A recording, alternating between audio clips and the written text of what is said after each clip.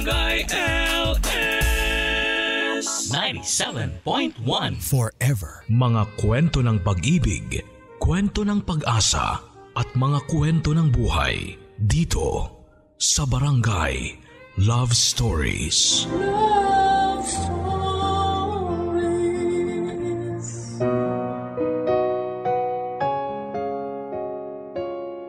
Aminin man natin o hindi, una tayong nabibihag sa pisikal na itsura ng isang tao.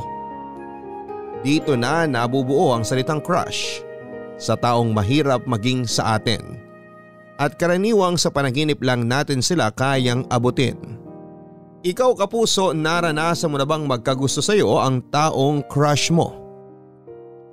Karaniwan sa pelikula o sa mga nobela lamang napapanood at nababasa ang mga boy meets girl love story. Pero ibahin ninyo ang kwento ng ating kabarangay ngayong araw na si Lovell. Dahil ang dating crush ng niya noong kolehiyo na si Deo ay naging nobyo niya sa totoong buhay. Saan nga ba patutungo ang isang love story na maala fairy tale ang datingan? Makakamit kaya nila ang happily ever after or mauuwi lang ito sa isang bittersweet ending? Yan ang dapat ninyong pakaabangan dito lamang sa mga kwento ng pag-ibig, buhay at pag-asa sa nangungunang Barangay Love Stories. Dear Papa Dudut, bago ang lahat ay gusto ko lang muna kayong batiin at lahat ng listeners ng Barangay Love Stories ng isang mapagpalang araw. Ako po si Lovell, 30 years old, dating radio journalist turned freelancer writer. Ang programa niyo na po ang nakasanayan kong pinakikinggan tuwing nagsusulat ako. Sobrang impressed kasi ako sa mga stories na ibinabahagi ninyo. Dito ako humuhugot ng inspirasyon para sa mga topics na sinusulat ko, lalo na't bawat kwento na inyong isinishare ay nagsisilbing eye-opener para sa mga listeners na katulad ko. Kaya naman naisipan kong i-share ang love story namin ng boyfriend ko na hopefully ay kapulutan din ng aral ng mga kapwa ko kabarangay. Mahigit 10 years na kaming magkasintahan ng boyfriend kong si Deo. Nagkakilala kami noong nag-aaral pa lamang ako sa college. Sa totoo lang ay parang straight out of a movie ang kwento naming dalawa, kung saan ang isang average looking girl na tulad ko ay na-fall sa isang heartthrob na mahirap abutin. Mass comm student ako samantalang HRM naman ang kurso ni Deo. Ako yung tipo ng tao na academic achiever. Ang focus ko noon ay ang mag-aral at makatapos.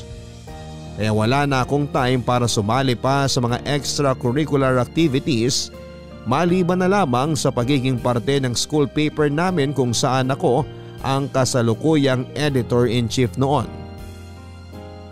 Sa kabilang banda si Deo naman ang maituturing na campus crush. Sikat dahil sa good looks nito. Suki siya sa mga school pageants at karaniwang mukha ng campus para sa mga brochures at advertisement posters. In short ay magkaiba kami ng mundo. Pero kahit ganon, Papa Dudut, ay isa ko sa mga humahanga sa physical looks ni Deo. Hindi ko ito kinakaila dahil totoo namang gwapo talaga siya. Taglay nito ang tipikal na boy next door look. Pangmati ni idol ang datingan na pupwede nang ihilera sa mga tipo nila Alden Richards at Ruru Madrid. At ang pagkakaroon ko ng crush kay Deo ay hindi na bago sa kaibigan kong si Benji.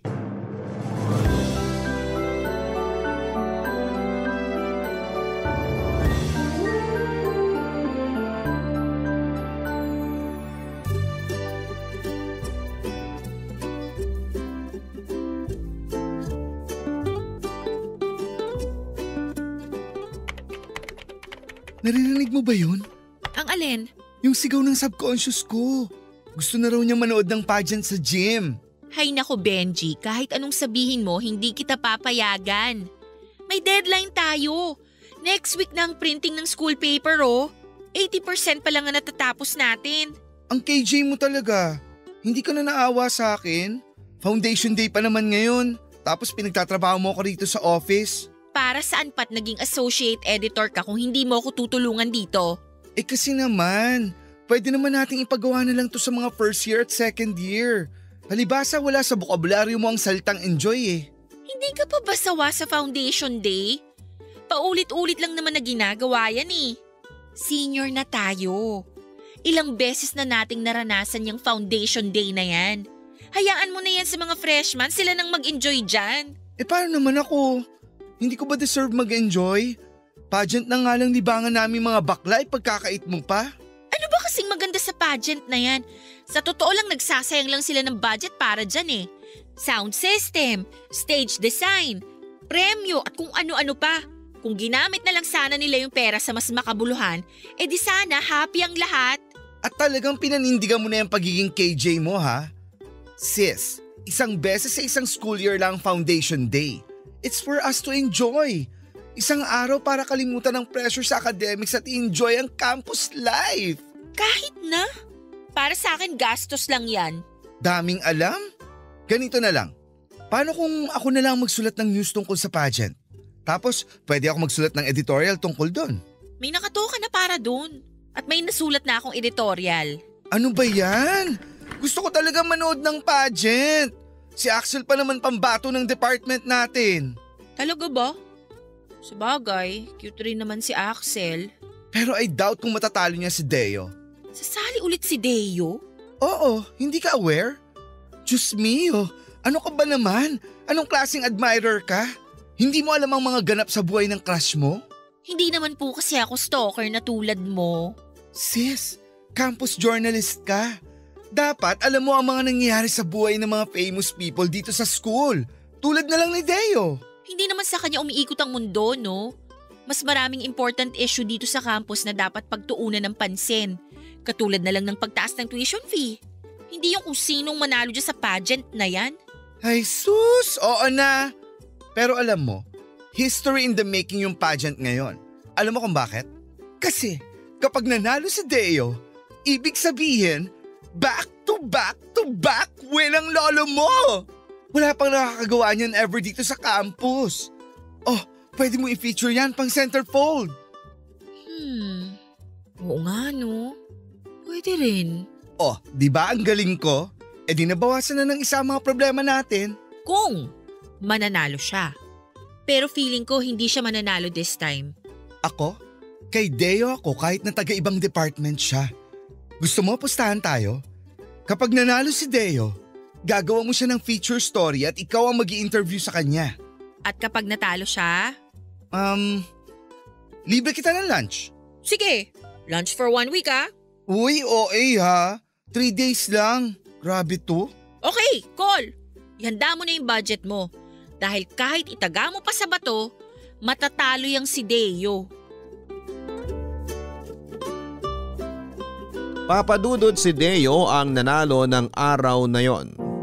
At dahil hindi naman ako umuurong sa usapan ay wala akong ibang choice kundi ang gawin ang pangako ko kay Benji na interviewin si Deo. Magandang ang topic ang pageantry at kung ano ang kinalaman nito sa pag-aaral ng mga estudyante. Pwede kong gamitin ang pagkapanalo ni Deo para i-feature siya at may singit ang ilang issues ng school. Kung tutusin bilang EIC ay pwede ko namang iutos sa mga feature writers namin ang interview para kay Deo. Pero hindi ko na pinalampas ang opportunity na yon upang mapalapit sa taong crush ko. Kahit na kunwari ayaw ko sa trabahong ibinigay sa akin deep inside, ay nakaramdam ako ng kilig, lalo na't ang dating tinatanaw-tanaw ko lang sa malayo ay makaka one-on-one ko na sa isang interview. Pero papadudot hindi pala ganong kadali ang sumingit sa schedule ng isang tulad ni Deo. Sa tulong ng kapwa ko writer, naka-department ni Deo ay nag-set ako ng date para sa interview. Pero hindi niya ako sinipot ng araw na yon. Sa halip ay mas pinili nitong gumala kasama ang mga kaibigan. Sinubukan kong iset ulit ang interview sa ibang araw. Pumayag naman siya sa nasabing date pero pagdating ng araw na yon ay nasa practice pala siya ng kanilang basketball team. Hindi ko alam na sakit sa ulo pala yung pinasok ko noon, Papa Dudut. Dahil papalapit na ang deadline ng school paper namin at sa susunod na linggo naman ay exam week na ay wala na akong choice kundi ang kapalan ang mukha ko. Sa gitna ng klase nila Deo ay pinagpaalam ko siya sa professor nila para wala na siyang takas. Mabuti na lang at minor subject lamang yon at dati ko ring professor ang nagtuturo sa kanila kaya agad akong pinagbigyan sa kahilingan ko. 15 minutes lang ang paalam ko sa'yo kaya mabilisan lang to ha. Mind reader ka ba? Ha? Ang sabi ko, mind reader ka ba? Kasi nabasa mo kung ano laman ng utak ko eh. Kanina kasi nag-i-imagine ako. Paano kaya kung may chicks na biglang sisingit sa gitna ng klase para ipagpaalam ako? Tapos, boom! Dumating ka. Dumating ako kasi hindi mo ako sinisipot. Dahil sa'yo na-delay trabaho namin sa office. Imbis na nagre-review na kami para sa exam, naghahabol tuloy kami. Oh, bakit kasalanan ko? Sasali-sali kayo sa ganyan tapos kapag busy yung i-interviewin nyo kasalanan namin? Dapat marunong kayong mag-adjust sa mga ganyang bagay. Ito na nga, diba? Nagawa na ng paraan. Sige na, mag-start na tayo. Okay, sabi mo eh. Kung okay lang sa'yo, ire-record ko tong usapan natin ha. Kung may gusto kong sabihin na ayaw mong isama sa record, sabihin mo lang off the record. Gets mo? Yes ma'am. So, ano namang feeling na ikaw ulit ang nanalo for the third time? Siyempre, masaya. Dagdag kumpiyansa sa sarili. Isipin mo, 3 times in a row, ako ang kinurunahang pinakapoging nilalang dito sa campus. O ba't ganun reaksyon mo? Tama naman, di ba? Beauty and brains ang pageant. Hindi papugian lang. O ikaw na mismo nagsabi, beauty. Ibig sabihin, magandang lalaki ako. Malay natin kung mas nagustuhan ng judges yung sagot mo kaysa sa itsura mo. So sinasabi mo matalino ako? Aba, walang problema sa akin yan kung yan ang tingin mo sa akin. Ewan ko sa'yo. Bakit mo naman naisipang sumali sa pageant? For experience? For validation? Nung first try ko, kinailangan dahil sa grades kasi bagsak yung project ko. Nung second time naman, ni-request ng dean namin. Siguro naman narinig nyo na sa college nyo yung pagiging competitive ng dean namin. Tapos yung pangatlo, natalo ako sa DARE. Hindi ko kailangan sumali sa mga pageant for validation. Alam ko naman na may tsura talaga ako eh. Grabe yung self-confidence mo ha? Medyo mataas pong tingin natin sa sarili natin ano? Siyempre, sino pa ba mag-aangat sa sarili ko kundi ako, di ba? Medyo may pagka-narcissist ka rin. Pero sige, next question. Sa tingin mo, anong connection ng pageantry sa pag-aaral? Bakit yearly may mga ganitong events? Sandali. Napaka-unfair naman ito. Bakit ikaw lang ang nagtatanong? Dapat ako rin may chance magtanong sa'yo. Hindi naman to job interview eh. Pero ikaw yung topic, hindi ako. Kahit na, nakadalawang tanong ka na eh. Dapat ako rin magtanong. Ano namang itatanong mo sa akin? May boyfriend ka na ba? Ha? Wala. Wala akong boyfriend. Wala akong time para dyan. Bakit naman wala? By choice or no choice? By choice. Kasi wala yan sa priority list ko. 2 tanong na yun ha. Ikaw naman, sagutin mo yung tanong ko kanina. Pageant sa campus? Anong connection? Hindi ko alam. Bakit hindi admin ang tanungin mo? Pero ito, opinion ko lang to ha. Siguro ginagawa ang mga pageant sa campus for entertainment. Isa pa, natuturuan yung mga student na maging competitive, maging confident, tsaka matuto rin na tumanggap ng pagkatalo kung sakali. Yung pagiging sport kung baga. Mga bagay kasi yun na hindi tinuturo sa classroom kasi wala sa libro. Pero hindi ba yan ang role ng… Oops, ako naman magtatanong. Anong hinahanap mo sa isang boyfriend? Alam mo, nagsasayang lang tayo ng oras sa ginagawa mo eh. Sagutin mo na lang yung mga question ko para matapos na tayo rito. Kung sumagot ka na sana, tapos na tayo, di ba? Sige na. Anong ideal guy mo? Ang ideal guy ko, yung maayos kausap, marunong magseryoso kung kinakailangan at hindi nagsasayang ng oras. Okay, madali lang akong kausap. Pero na notebook mo.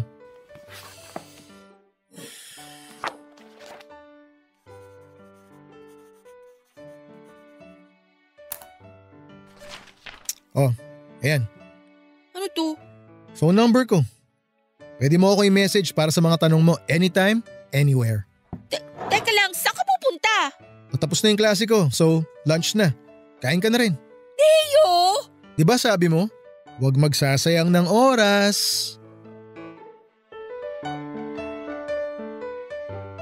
Doon na po nagsimula ang connection namin ni Deo, Papa Dudut.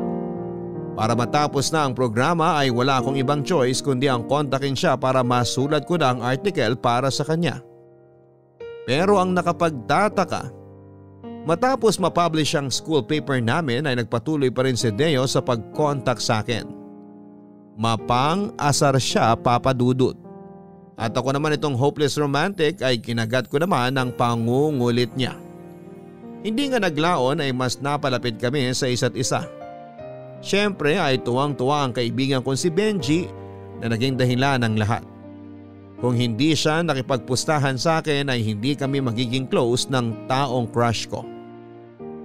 Sa pagdaan ng mga buwan ay mas lumalim pa ang friendship namin ni Deo hanggang sa bigla na lamang siyang nagpakita ng motibo.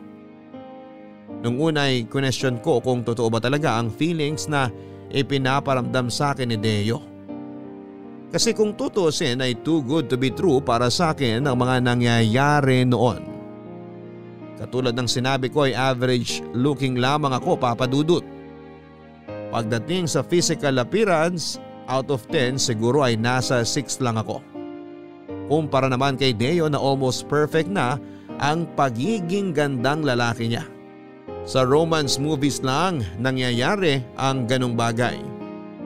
Ang ma-inlove ang isang gwapong lalaki sa isang mediocre na babae. Kaya naman nahirapan akong paniwalaan ang totoong motibo niya. Isa pa ay finals na noon at bilang graduating student ay wala akong time para lumandi. Nagulat na lamang ako noon na kahit ilang beses ko siyang nireject, ay nagpatuloy pa rin si Deo sa panliligaw sa akin. Hindi nagbago ang pagkakaibigan namin at pinangako niya sa akin na hihintayin niyang makagraduate kami.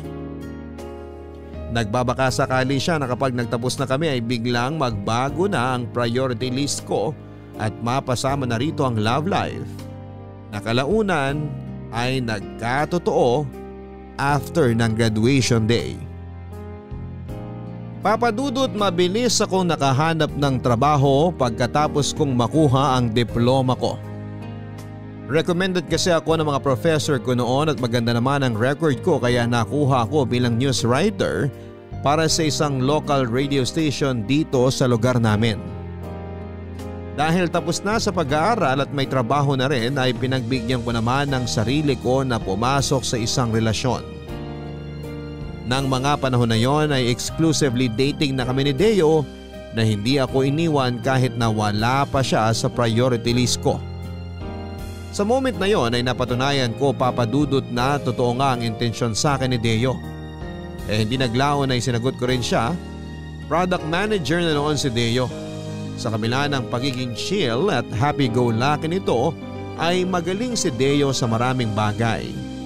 Kaya naman hindi na nakapagtataka na mataas kaagad ang naging posisyon nito sa trabahong pinasukan niya.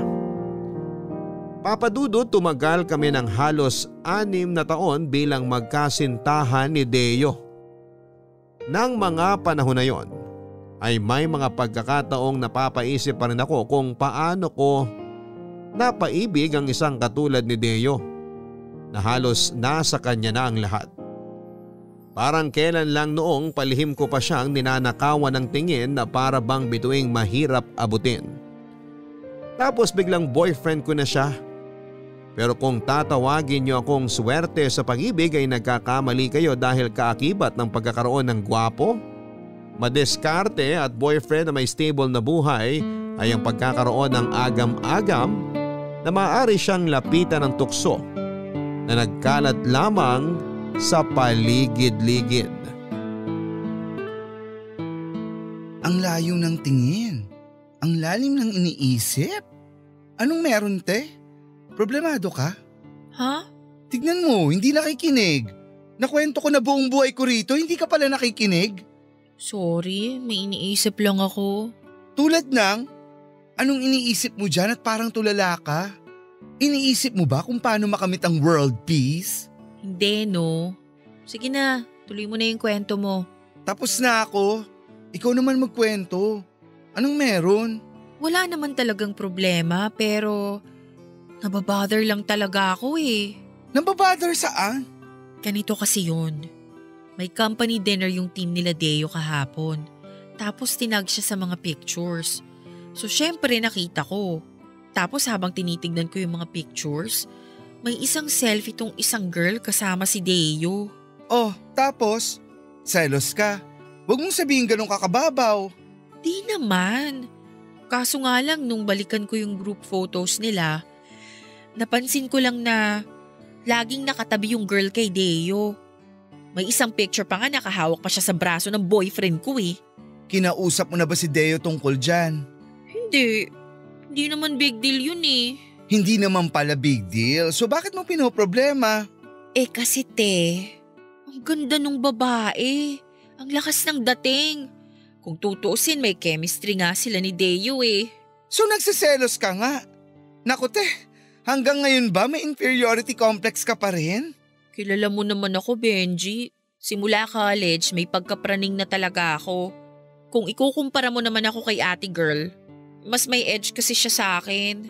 Oo, maliban sa pagiging KJ, praning ka, overthinker, tsaka control freak. Hindi mo makontrol yung jowa mo at lalong hindi mo makontrol yung mga tao sa paligid niya. Kaya ngayon, pinoproblema mo yung hindi naman dapat problema. Alam mo, gets naman kita. Natural lang yun na magselos ka sa mga kasamaan niya. Pero may magagawa ba yan kung hindi mo kakausapin si Deo mismo? Sobrang dali ng solusyon sa problema mo. Asa na ang utak mo?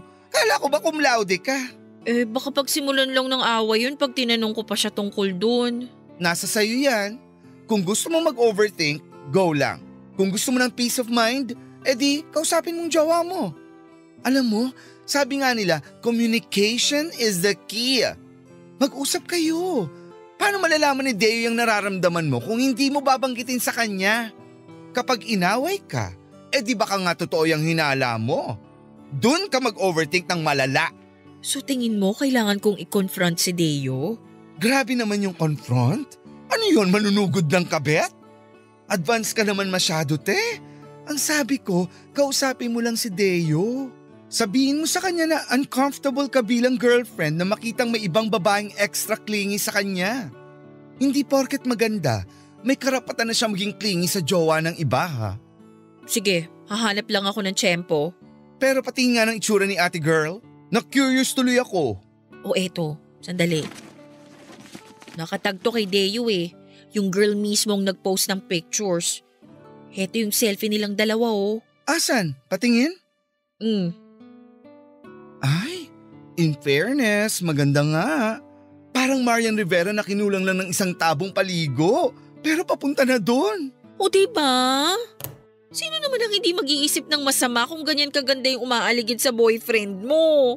Well, sabi nga nila, wala na sa gubat ang mga ahas. Minsan, nasa tabi na mismo ng jowa mo.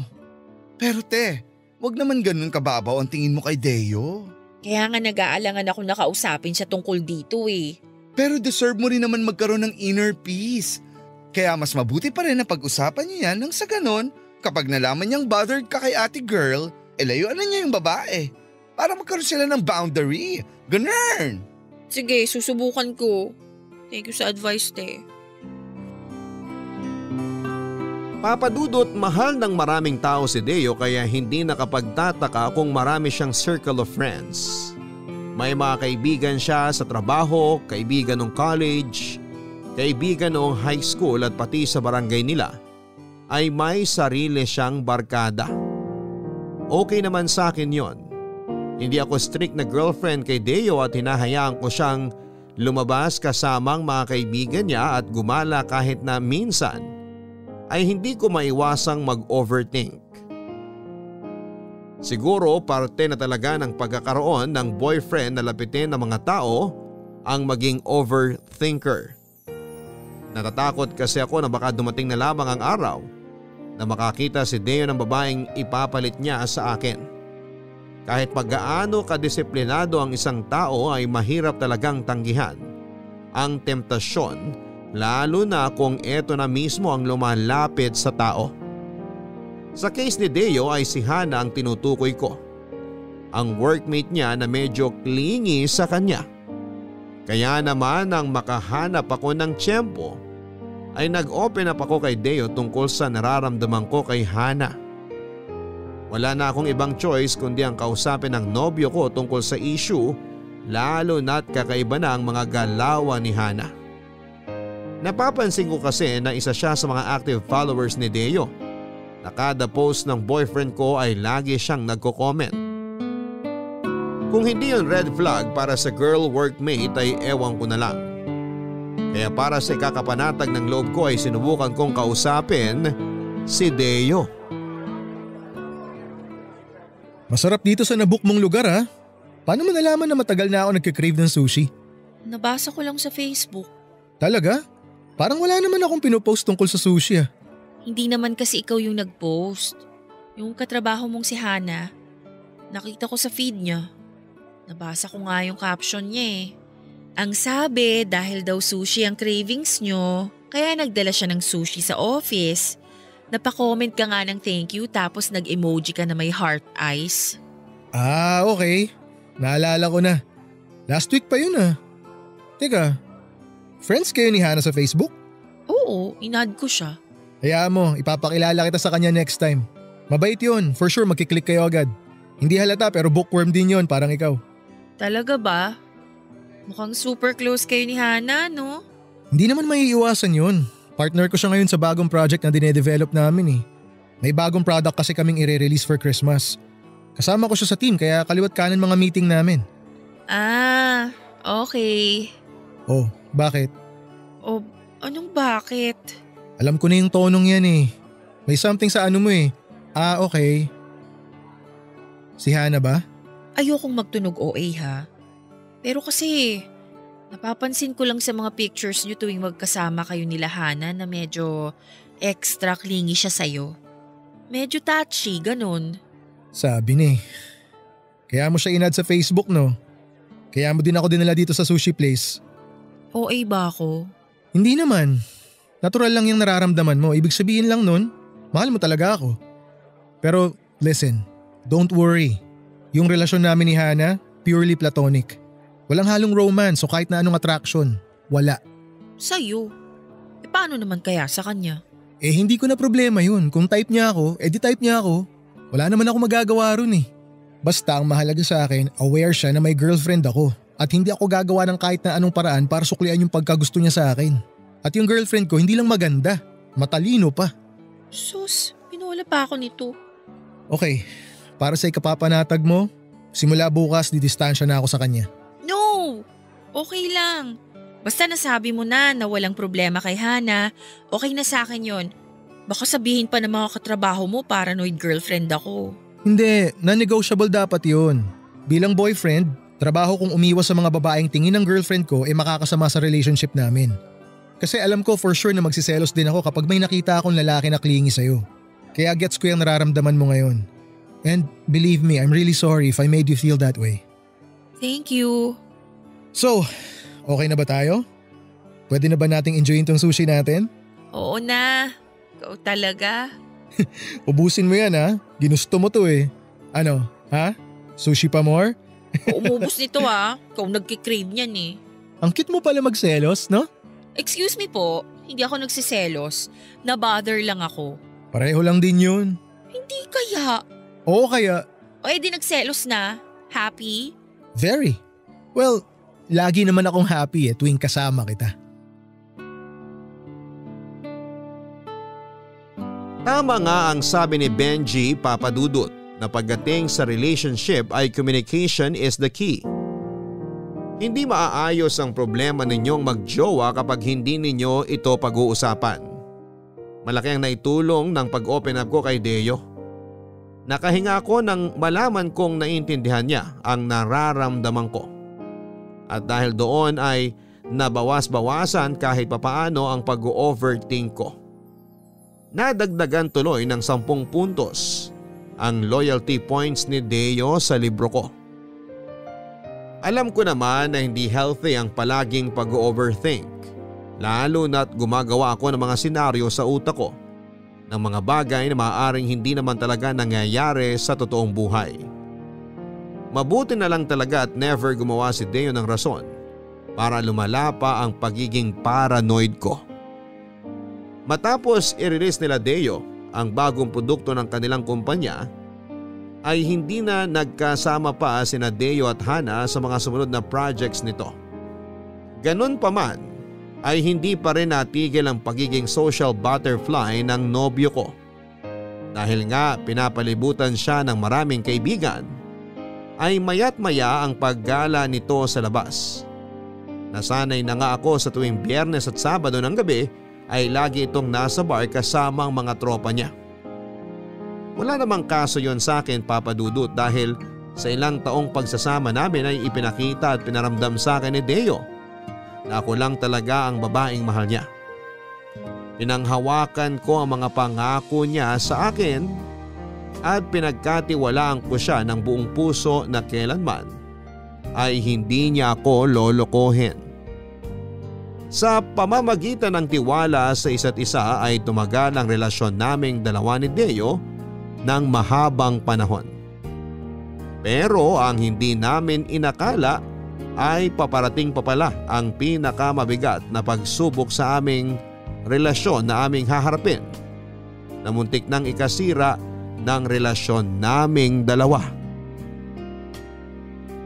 Papa Dudut, kakatapos lang naming i-celebrate noon ang 10th anniversary namin ni Deo bilang magkasintahan.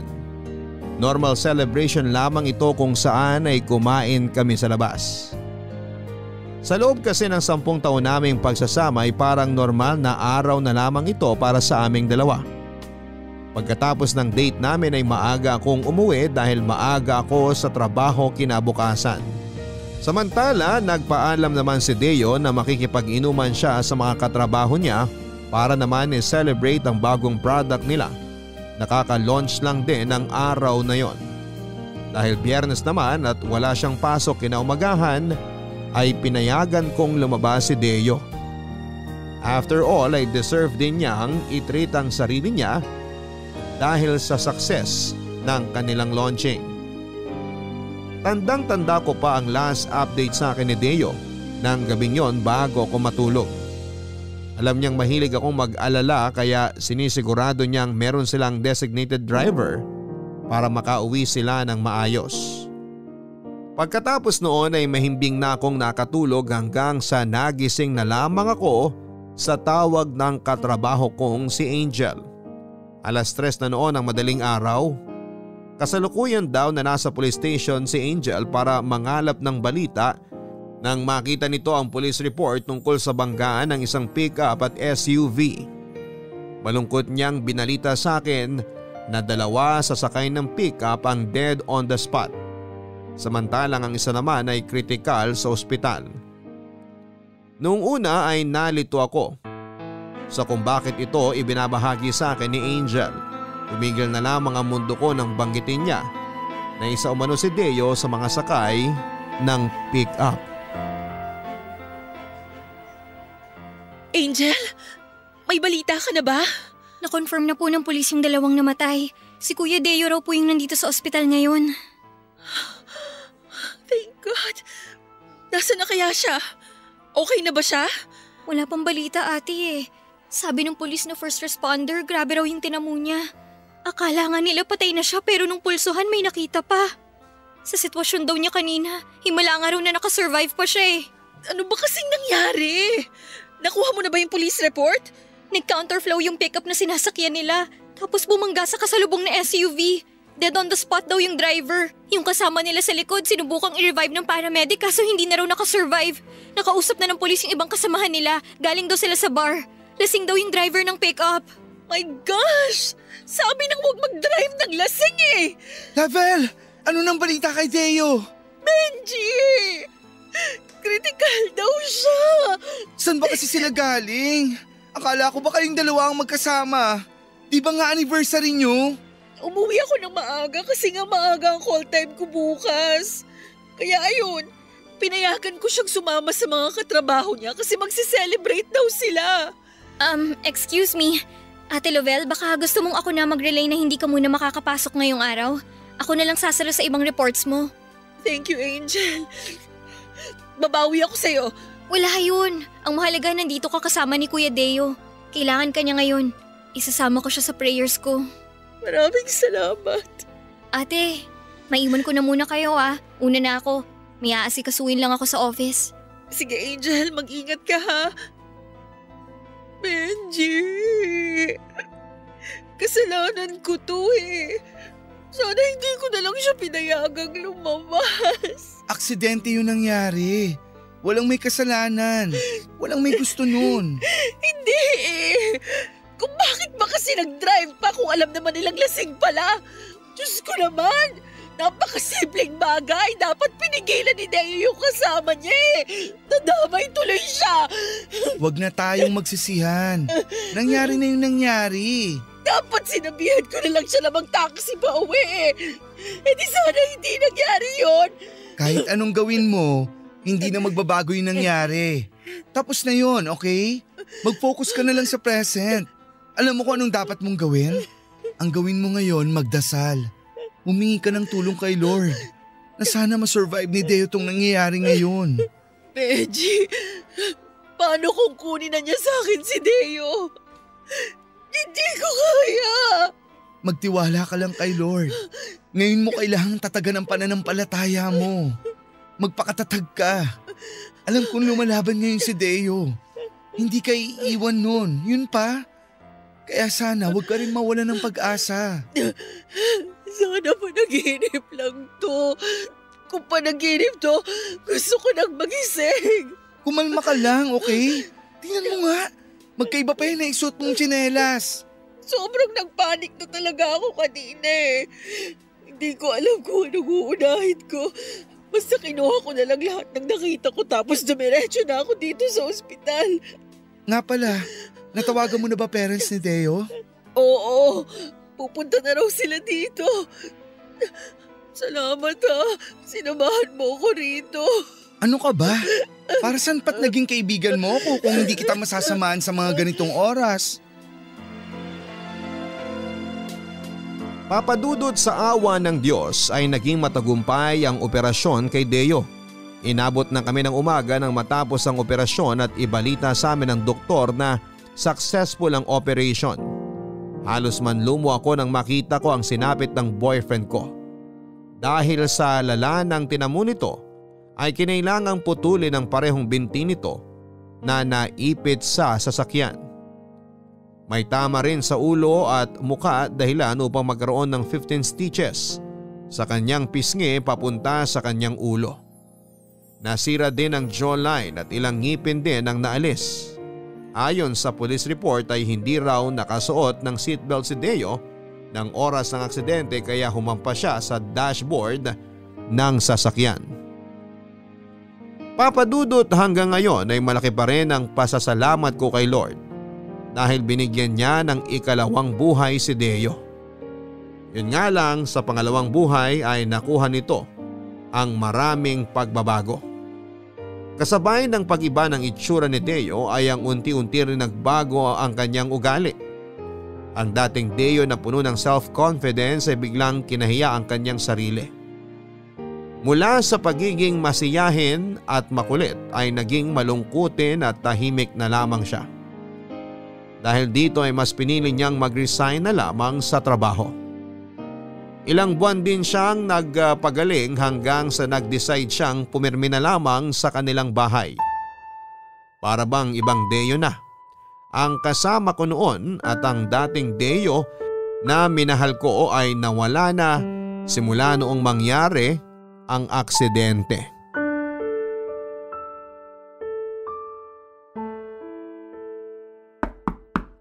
Deo, pasok na ako ha.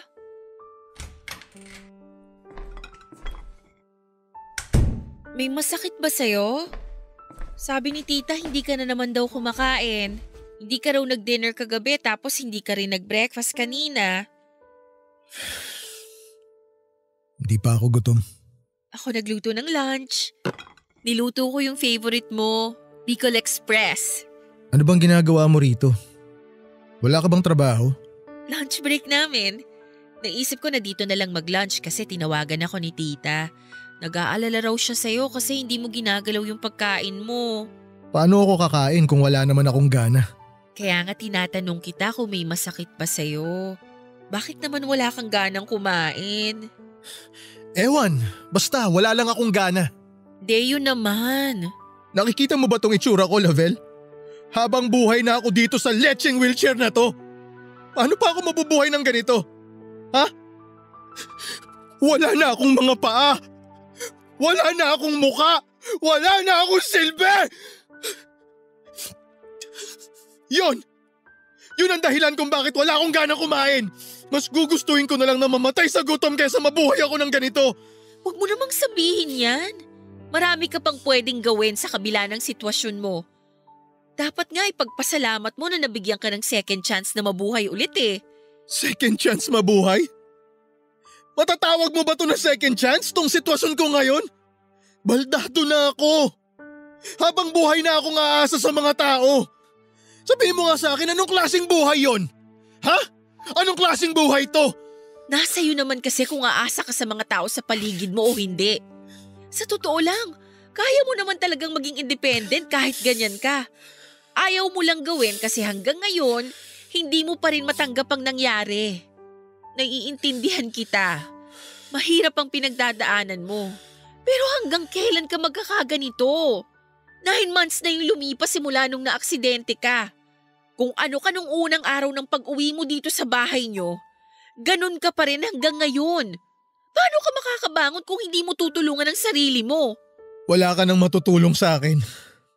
Alam mo kung bakit? Kasi wala na akong kwenta. Isang tao lang ang makakatulong sa sarili mo. Ikaw mismo. Huwag mo kong artihan na para bang ikaw may pinakamalalang problema sa mundo.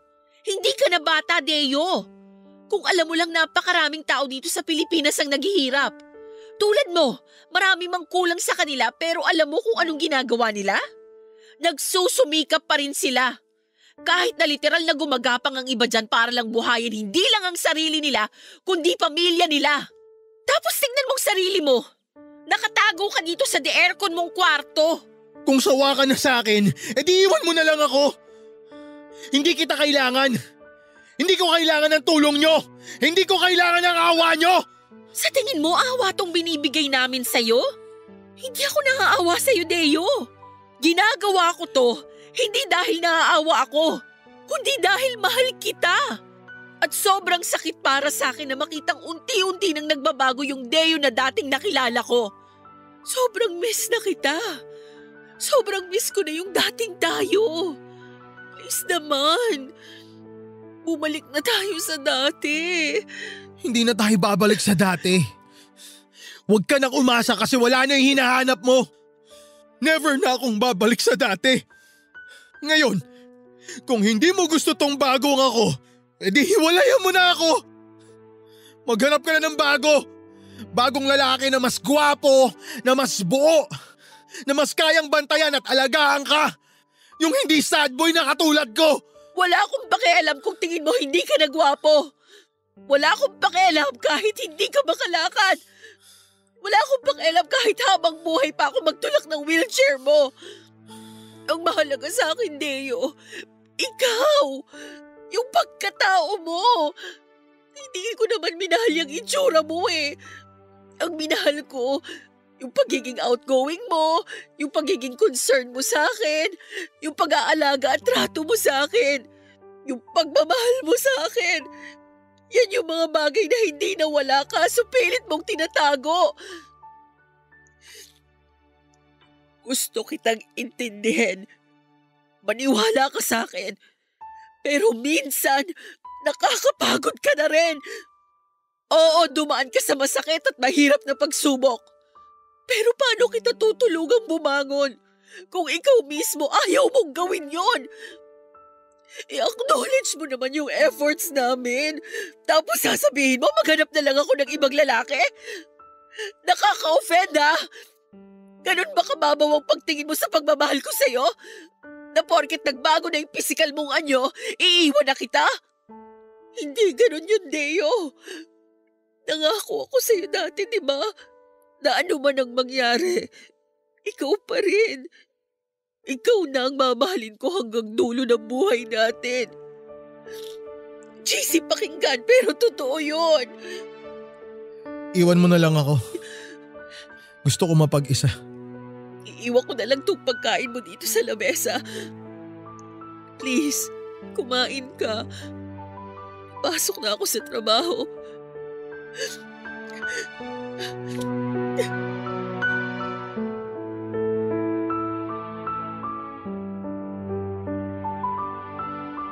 Papa Dudut, sa kabila ng mga sinabi ko ng araw na yon ay wala pa rin nagbago sa ugali ni Deo.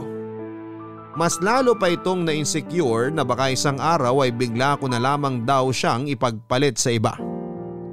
Sa mga sumunod na buwan ay mas naging seloso si Deo. Bawat lalaking nakakasalamuha ko ay pinag-iisipan niya ng masama. Alam ko naman sa sarili ko na hindi ko magagawang mag-cheat kay Deo. Pero at some point ay naintindihan ko rin siya dahil minsan na rin akong nalagay sa kinakatayuan niya. Naalala ko tuloy noong nagselos ako sa katrabaho niyang si Hana. Natakot din ako noon na baka ipagpalit niya ako sa mas maganda kesa sa akin. Nagselos lang naman ako noon dahil mahal ko siya at siguro ganun din siya ngayon na nagsiselo sa ibang lalaki dahil mahal niya ako. Hinabahan ko na lamang ang pasensya ko, Papa Dudut. Pero habang tumatagal ang relasyon namin ay masyado nang nagiging controlling si Deo sa puntong nakakasakal na. Ayaw niya akong payagang lumabas. Kung lalabas man ay may time limit naman. Dumating pa nga sa puntong pati social media accounts ko ay hinihingan niya ng password para lamang mapatunayang hindi ako lumalandi sa ibang tao. Nang panahong yon ay tuluyan na ngang nagbago ang Deo na nakilala ko. Ginawa ko naman ang lahat pero sa huli ay tao lang din ako na napapagod. Kahit gaano pa kahaba ang pasensya ko ay may hangganan din ito, Papa Dudut. Sobra na noong naging toxic ang relationship namin na pati trabaho ko ay apektado na kaya nang minsang muling maghamon si Deo nang hiwalayan ay tinutuo ko na ito. At nakipaghiwalay na ako sa kanya, Papa Dudut. Papa Dudut, nagawa ko lang namang makipaghiwalay kay Deo dahil sa galit. Para kasing feeling ko ay hindi niya nakikita ang efforts ko. Lagi na lang niyang napapansin ang mga mali at pagkukulang ko. Tuwing may hindi kami pagkakaintindihan ay palagi niyang ginagamit ang estado niya para ibaling sa akin ang problema. Pero kahit ganoon, linggo pa lamang ang lumipas simula nung maghiwalay kami ay lagi ko na siyang nami-miss. Siguro nga ay ganoon talaga kapag mahal mo ang isang tao. Kahit gaano pa siya kaproblemado at katoxic, ay hindi mo pa rin siya maiwasang bigyan ng second chance. Exactly 3 weeks na noon simula nang nangyari ang hiwalayan. Sobrang miss ko na noon si Deo. Pero pilit kong pinipigilan ang sarili ko dahil kapag ako ang nakipagbalikan sa kanya, ay mawawalan lang ng saysay ang point na ipinaglalaban ko sa kanya. Hinayaan ko siyang mag-isip at binigyan ko siya ng space. Naghintay ako na siya ang gumawa ng first move. Pero ang 3 linggo ay naging 1 buwan. Ilang beses na akong natempt na makipag-usap muli sa kanya pero kapag nakipagbalikan ako at wala pa ring magbabago ay magiging pointless lang ang hiwalayan namin. Katulad ng dati tuwing nagkakaroon ako ng problema sa love life ay muli akong humihingi ng advice sa best friend kong si Benji. At sobrang naliwanagan ako nang muli kaming nagkausap at nag-open up ako sa kanya, Papa Dudut. So kumusta naman ang pagiging single? Eto, sobrang hirap mag-adjust.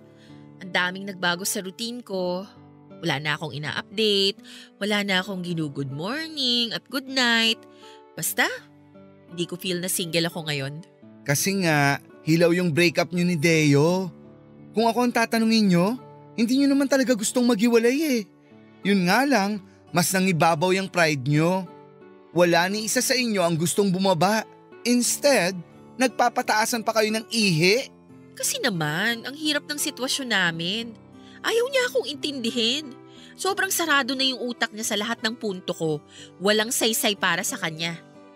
Lagi na lang siyang tama. Dapat siyang masunod kasi siya nga ang baldado. Sobrang baba ng tingin niya sa sarili niya to the point na dapat bigyan ko siya ng validation araw-araw. Ako na lang laging nag-a-adjust. Ako na lang laging umiintindi. Paano naman ako? Sounds familiar. Ang alin? Di ba ganyan ka rin dati? May inferiority complex ka.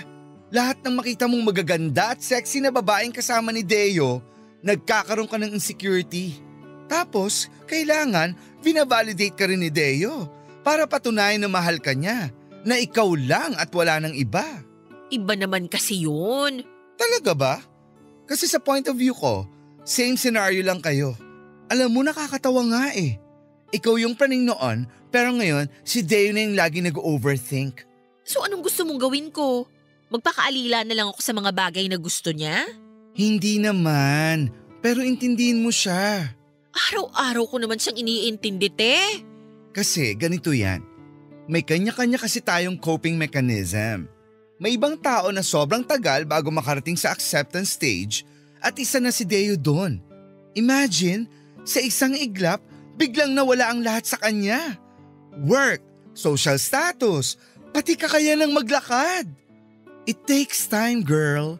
Kahit sabihin pa nating nag-heal na yung mga sugat niya sa katawan, ang tanong, yung sugat sa puso at isip niya, nag-heal na ba? So anong sinasabi mo? Kasalanan ko? Hindi naman sa ganun. To be honest, may point ka rin naman. Maybe you feel unappreciated right now. Gets naman kita. Masakit talaga ang ma-take for granted. So valid din naman yung nararamdaman mo. Ano ba talaga? Sino ba sa amin ang kinakampihan mo? Ay nako, wala akong kinakampihan kasi pareho ko kayong kaibigan. May point kayong dalawa at ang gusto kong gawin, gusto kong ipaintindi sa inyo pareho ang punto ng isa't isa. Imbis kasi na mag-meet kayo sa gitna para magkaroon ng middle ground, nag-iikutan kayo eh. Kaya paulit-ulit yung nangyayari. Mahirap bang intindihin yung gusto kong palabasin? Siguro mahirap para sa kanya. Alam mo te, of all people, dapat ikaw ang mas nakakaintindi kay Deo ngayon. Alam mo kung bakit? Bakit? Kasi ganyan na ganyan ka noon sa kanya. Naaalala mo pa si Hana? Oo, yung katrabaho ni Deo. Oh, di ba pinagsilosan mo yon? Anong ginawa ni Deo? Nag-set siya ng boundary sa kanila ni Hana. Pinatunayan niya sa akin na hindi siya naghahanap ng iba kasi naiintindihan niya na minsan paranoid ako, insecure, overthinker. Exactly! So anong dapat kong gawin? Ako unang mag-first move? Hayaan mo muna siyang makapag-isip-isip. Alam ko namang mahal ka nun eh. Kapag na-realize na niya kung ano or sino ba talaga ang priority niya, gagawa at gagawa ng paraan yon para maibalik ang relasyon nyo. Pero ang tip ko lang ha, kapag nagkabalikan na kayo, try to compromise. Pag-usapan nyo ang gusto mo at gusto niya. Ang ayaw mo at ayaw niya. Para sa ganun hindi na kayo magkaroon ng misunderstanding. Yun lang yun. Eh paano kung ayaw niya na talaga sa akin? Maniwala ka sa akin. Hindi ka niya basta-basta pakakawalan. Hayaan mo siya magpakalalaki. Hello, ako pa ba? Kilalang kilala ko na kayong dalawa. Simula pa lang, alam ko nang kayo ang destined para sa isa't isa. Ay, talaga ba? Hayaan mo, kakausapin ko siya. Thank you ah. Hulog ka talaga ng langit.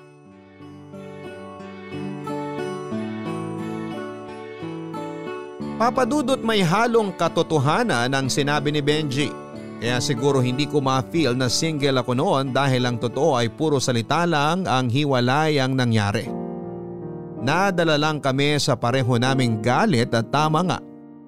Nabigyan namin ng sapat na oras ang isa't isa ni Deo para makapag-isip. Siguro nga ay kailangan lang naming i-evaluate ang sarili namin para maset namin ang priorities namin. Pansamantala akong nag-focus sa trabaho ko na kalaunan ay iniwanan ko rin para mabigyan ko ng sapat na atensyon si Deo. Siguro nga ay tama si Benji.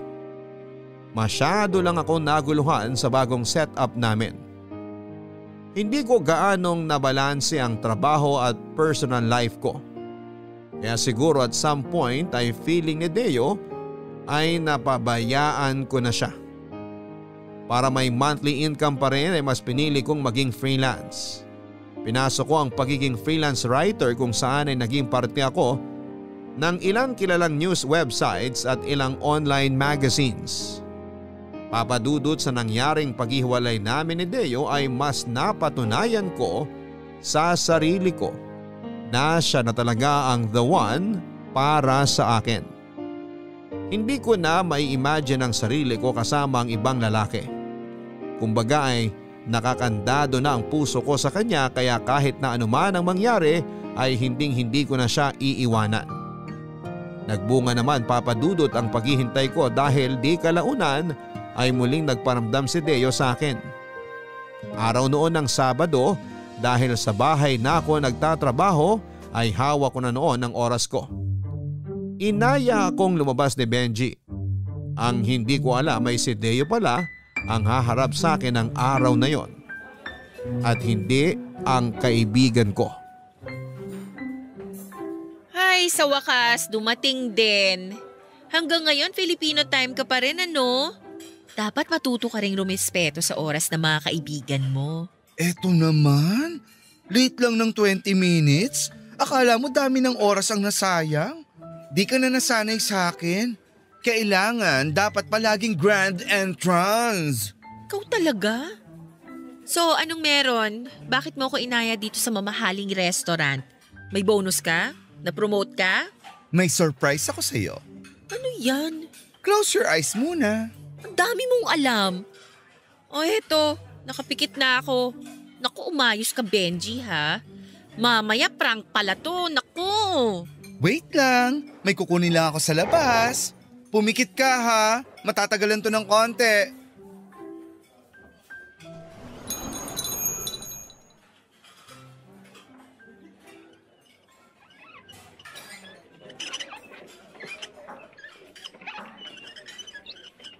Surprise! Deo? O siya, tapos na ang roll ko rito. Gugora na ang inyong lingkod. See ya!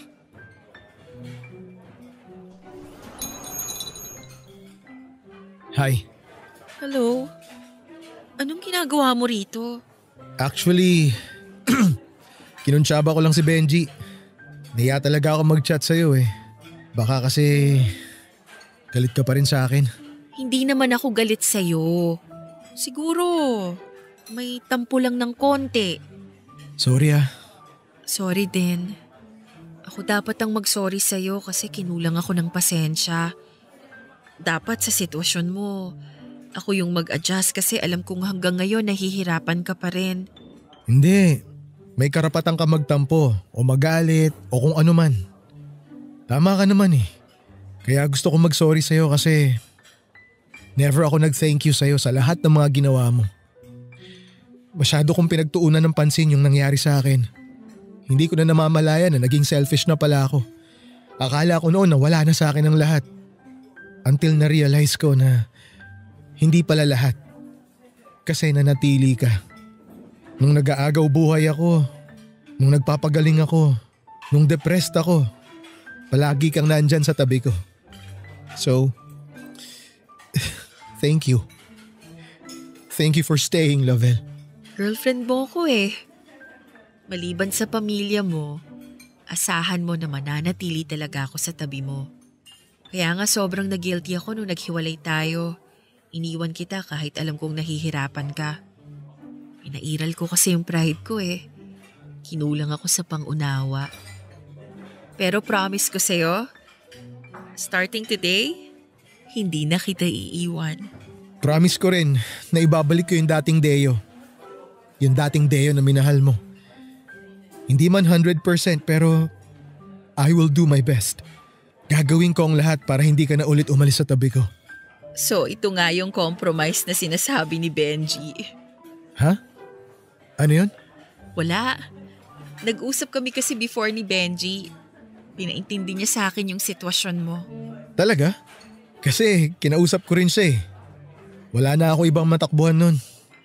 Gustong-gusto na kitang tawagan kaso naunahan ako ng hiya. Nahiya ako sa mga pinagagawa ko sa'yo. Kaya ayun, kinausap ko si Benji para magtanong kung ano ba ang dapat kong gawin. You mean, si Benji lang pala talaga ang sagot sa problema natin? Parang ganun na nga. Bang klase ah. Alam mo, baka angel in disguise talaga yang si Benji. Alam mo ba, siya yung dahilan kung bakit tayo nagkakilala in the first place. Really? Paano? Long story. Umorder na muna kaya tayo ng food. Wait lang. May gusto lang sana ako itanong sa'yo. Ano yun? Teka lang ah. Nasaan na ba yung box? Eto. Lavelle. Oh my gosh! Di ba sabi ko sa'yo na ayaw na kitang mawala ulit? So itatali na kita sa akin. Kaya, Lavelle, will you marry me? Deo? Yes! Oo naman! Makakasalan kita! Thank you. I'm such a pile of joy right now pero pasensya ka na ah. Hindi ako makakaluhod sa harap mo. Alam mo na. Ikaw talaga! I love you. I love you too! Pakis nga ako.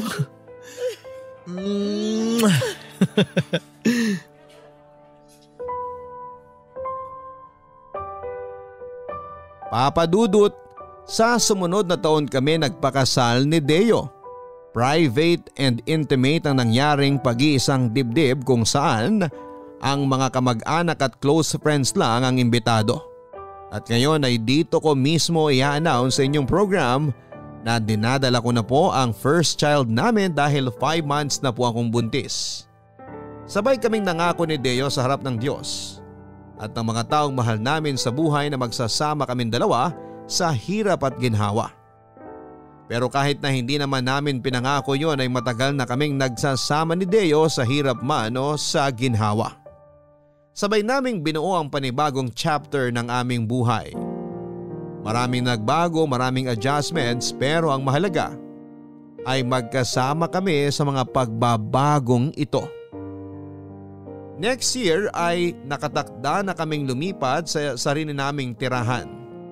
Neto lang ding nakaraang buwan ay opisyal na naming binuksan ang sarili naming publishing house. Kung saan ay tinutulungan kong makapag-publish ng libro ang mga baguhan at aspiring writers. Marami akong gustong ipagpasalamat sa naging takbo ng buhay ko, Papa Dudut.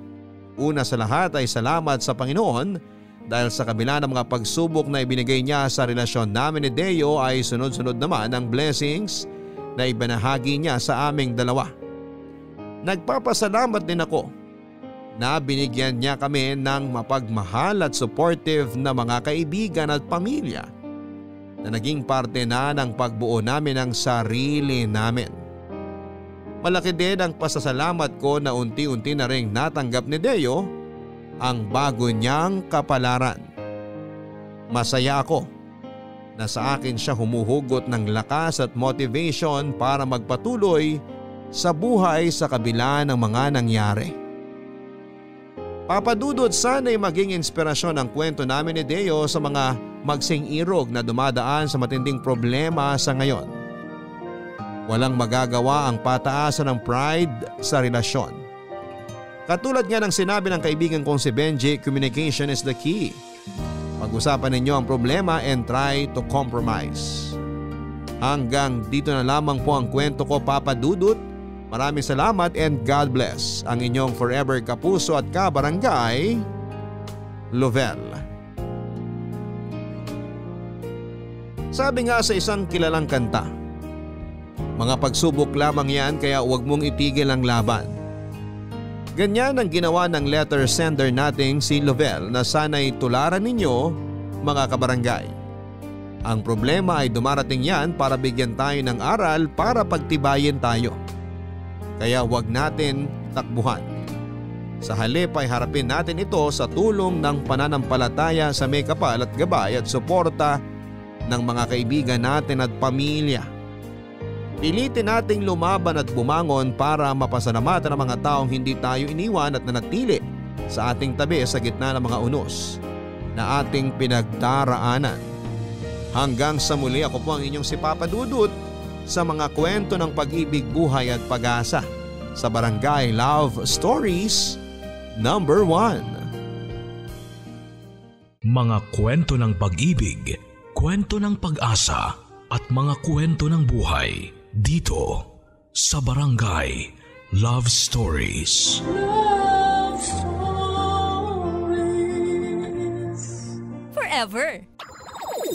Nagustuhan ng iyong napakinggan? Ituloy yan via live stream sa www.gmanetwork.com/radio.